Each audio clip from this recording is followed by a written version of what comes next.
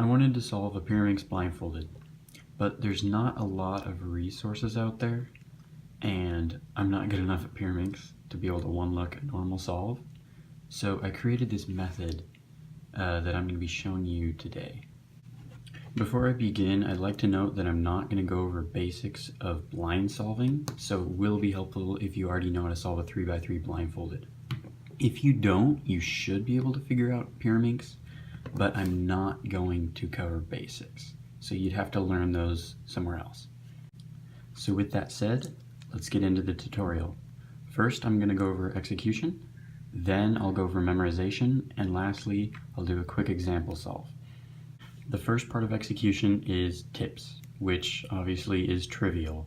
You simply turn the tips to match up with the centers that they're next to.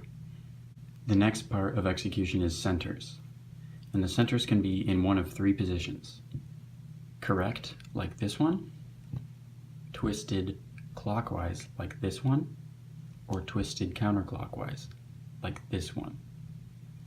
If the center is correct, I don't do anything, but for the other two cases, there is two algorithms, although it's one and an inverse, so it's not hard to learn both. So if the center needs to be twisted counterclockwise, I execute this algorithm: R prime, U prime, R, U prime, R prime, U prime, R, U prime.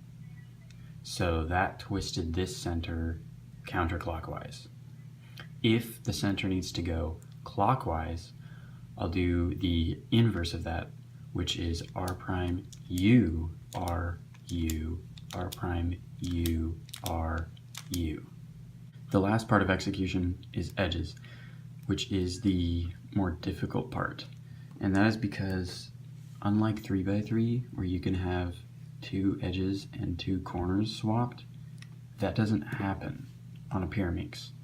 There's only really one kind of piece that can be moved around.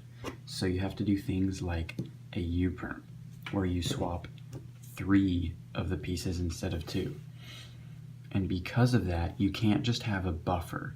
You have to have a buffer and a slave buffer. And I'll explain what that means. So I'm going to use this 3x3 to explain the idea of a slave buffer. I'll use this as my buffer and this is my slave buffer. So using old Pachman, you can do 2 cycles with edges and corners. But if you were restricted to 3 cycles, you'd have to use a slave buffer. So this piece is in the buffer, which needs to go here. So I'll do a setup to UL, and now I'm going to use a U-perm that puts this here. So I'll do that, and then undo the setup. So this piece got solved, but instead of the piece that was in here going to the buffer, it is now in the slave buffer. So I used the counterclockwise U-perm on an odd target, but because every swap, the buffer and the slave buffer switch, on an even target, I have to use a counterclockwise U-perm. So if I set this up to UL, I have to do the inverse, which is this. And now I can do the undo the setup. So the same idea applies to Pyraminx. This is my buffer, this is the slave buffer, and this is the target. So I look at the buffer and find where this piece needs to go, which nicely is the target. And since this is an odd cycle, I'll do the main algorithm instead of its inverse. And the main algorithm is R prime, L, R, L prime. So the piece that was in the buffer went to the target, target went to the slave, and the slave went to the buffer. So now, since it's an even target, I have to look at the slave and see where that needs to go. And this is over here. So I'll do a setup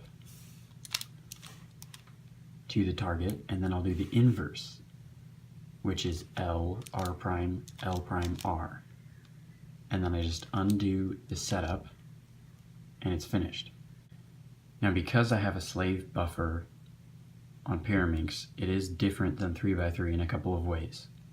So in this case, the first target is right here, But as you can see, the second target just goes to the slave, which means that for the second target, I don't actually have to execute anything. If the slave is a target, you don't execute. You just leave it and move on to the next target. So the first target is right here. I'll do a setup, and then it's an odd number. So I will do the main algorithm, which is R prime L, R, L prime, and then undo the setup. And the second target was the buffer. But as I said before, you don't have to do anything. So as you can see, it's already solved. The other nuance of using a slave buffer is more tricky. So the piece that's in the buffer right now goes here, and then the piece in there goes here, which is on the slave, but it's not the right orientation. And since my algorithms work with this, you will have to shoot to this piece right here and leave it flipped. So I'll execute this. It goes here, so I'm going to do a setup that looks like this. And then the main algorithm, R prime L, R, L prime, undo the setup.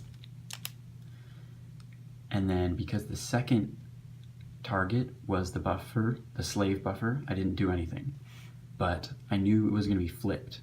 So now at the end, instead of being solved, these two are flipped, which isn't a problem. There's a flipping algorithm, which is R prime, L, R, L prime, U, L prime, U prime, L, which flips these two pieces. So if you do get a target that's right here, shoot instead to the slave buffer on the front and just memorize that it will be flipped. So now that I've finished teaching you execution, I'm going to go over memorization. Now memorization is more arbitrary and you can do whatever you want, but I'll just go over what I use because I think it's pretty efficient. I use letter pairs because that's what I use on 3x3 and it is the best method for me to memorize a cube. So since there's 12 of each kind of piece orientation, I use the letters A through L, and for edges I letter them A, B, C, D, E, F, G, H, I, J, K, L. So B is my buffer, J is the target, and A is the slave buffer. I will never use D or H because those are on the buffers and I can't shoot to those. So to memorize edges, I start with the buffer, look at this piece and find where it needs to go. So this is yellow with red and it goes here, which is L. And this piece is green with red, which goes here, and this letter is G. So I convert that into a letter pair. LG is Lego. Then this piece goes here, which is the slave buffer. And in execution I said you don't have to do anything, but you still have to memorize this. So this is A, I'll memorize A, and then this piece goes here, which is C. So I convert that into a letter pair, acorn, and then that goes back to the buffer, so it'll be solved. So for this case, my memorization is Lego acorn. Now the memorization for tips and centers are pretty much identical. This is A, B, C, D, E, F, G, H, I, J, K, L. Now, to memorize tips and centers, you want to memorize what position the piece that needs to go on the front is in. So first I memorize tips, and this is a little tricky because this does need to go in the front, but when you do the algorithm for centers, it also switches the tips. So instead of putting the tip into the solve state, you need to align it with the center. So on the front is green, so I need to find where green is, which is right here. So I memorize C. and then green is in the front here as well, and green is right here, which is F, so CF is coffee. Next, blue is on the front, and the blue is right here, which is H, and then because the last center isn't like at all on the front, I used bottom instead. So the bottom is green, and it's already there. So I just remember J for that. So HJ is hedge. So I'd memorize coffee being spilled on a hedge. Next, centers. The center that needs to be in front is blue, which is right here. So that's B, and then blue as well here, which is F. So BF is a butterfly. And then here, blue is already in the front. So I memorize a G, and then here, yellow needs to be on bottom. So I memorize a K for right here. So GK is Goku. So I memorize a butterfly flying around Goku for the centers. So I'm going to finish off with an example solve. I'm going to scramble with green on front and yellow on bottom. And the scramble is L, U, R prime, U, L prime, U, B prime, R prime, little b prime, little u prime.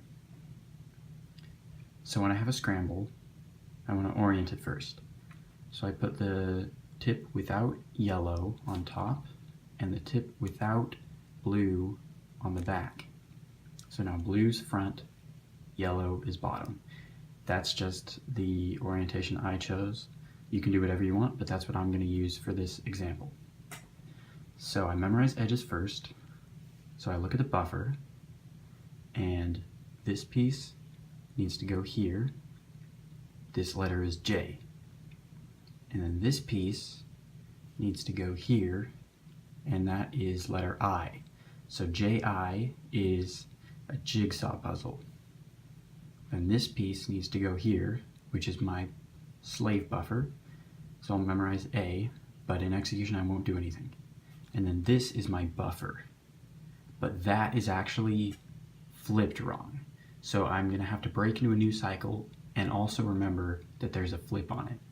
So usually when I break into a new cycle I try to go J, but I already used that. And I already used this piece, but this one I haven't. So I'm going to break into a new cycle with L. So A-L, which is alien. So a jigsaw puzzle of an alien. And then this piece goes here, which is G, and then that goes back here, which is F, and that is giraffe. So a jigsaw puzzle of an alien and a giraffe. And I broke into a new cycle here and then ended it here, which means that the buffer is going to be back here and it's flipped because I broke and ended the cycle on different sides. So the edges are all done. I don't have to worry about any flips. Now I memorize tips. So the front is blue, and the blue is here, which is B. The front is green, and green is here, so that's D. So there's a bed, and then the front is red, and red is here, which is I, and then the bottom is yellow, and yellow's here, which is J. So IJ is a syringe, because it injects. So a bed with a bunch of syringes on it. And then lastly, I memorize centers. So blue is already in the front, so that's A. And then here, blue is on the bottom, which is F. So afro. And then blue is on the bottom, which is I. And then yellow is on the bottom, which is J. So someone with an afro picking up the syringes off the bed. So my memorization is, for edges, a jigsaw puzzle with a alien and a giraffe. For tips, a bed with syringes on it. And for centers, a person with an afro picking up the syringes. So now I'm ready to execute. I execute tips first. The first letter was B, which is right here. Then D, which is already in the solve state. I, which is on the bottom, and J, which is already in the solved state. So now I move on to centers. A, that's already in the solved state. F, which means it needs to be rotated clockwise. No, that's counterclockwise. So I do R prime, U prime, R, U prime, R prime, U prime, R, U prime. So now this is solved.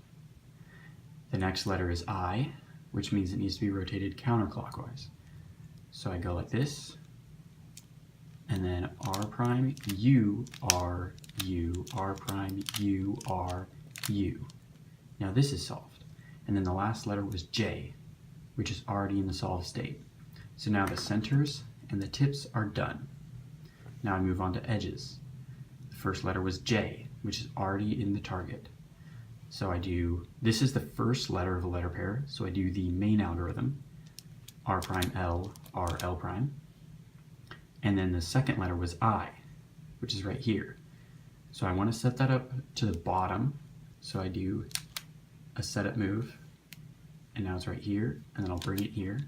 It's the second letter of a letter pair, so I do the inverse, L, R prime, L prime, R, and then I undo that setup. Go back over there and flip. So now you can see it's solved. The next letter pair was alien. So A is already my slave buffer, so I don't do anything. It's still in my memo, but I don't do anything. And then L. L is right here, so we'll do a setup move. And this is the second letter of a pair, so I do the inverse. L prime, no, L, R prime, L, prime, R. And then I undo that setup move. Now the last letter pair is giraffe. So G is right here, so I'll set it into the bottom face and then bring it over here. It's the first letter of the letter pair, so I do the main algorithm, R prime L, R L prime, undo the setup moves, and then the last letter is F, which is right here. So I set that up into the bottom face, move it over, and then it's the second letter of the pair, so I do the inverse, L, R prime, L prime, R. Undo the setup move, and the Pyraminx is solved. Thank you for watching this tutorial. I hope it helped. If you have any questions, just leave them in the comments down below, and I will try to respond as quick as I can.